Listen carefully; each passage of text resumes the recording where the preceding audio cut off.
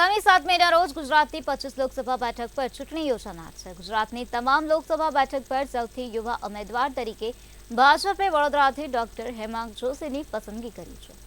એક યુવાન ડોક્ટર પ્રજા માટે અનેક મહત્વના કામમાં આવી શકે છે। હવે જ્યારે મતદાનની ગણતરીના દિવસો બાકી છે ત્યારે પ્રચારમાં વ્યસ્ત પીએમ મોદી વડોદરા લોકસભાના ઉમેદવાર ડોક્ટર હેમાંગ જોશીને શુભેચ્છા પાઠવી।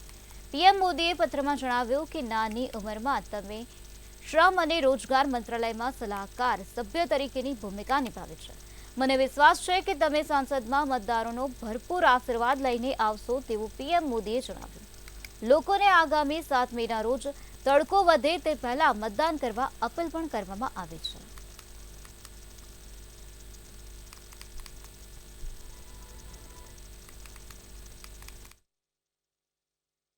માનું છું કે આ જે પત્ર ગુજરાત સ્થાપના દિવસની પૂર્વ સંધ્યાએ આપણા ગુજરાતના પનોતા પુત્ર અને આપણા દેશના વડાપ્રધાન શ્રી નરેન્દ્રભાઈ મોદીજી દ્વારા મને લખવામાં આવ્યો છે। એક કાર્યકર્તા તરીકે ખૂબ આનંદની લાગણી થાય કે એક મારા જેવા નાના સામાન્ય કાર્યકર્તાને તેઓ સંબોધી અને એવો પત્ર લખે છે જેમાં એમણે મારા દ્વારા કરેલા વિવિધ કાર્યોની પણ નોંધ લીધી હોય અને આ બાબત એ પ્રતીતિ છે કે ભારતીય જનતા પાર્ટીમાં એક નાનામાં નાના કાર્યકર્તા દ્વારા કરેલી સેવાના કાર્યોને હર હંમેશ મોવડી મંડળ દ્વારા નોંધ લેવાતી હોય છે।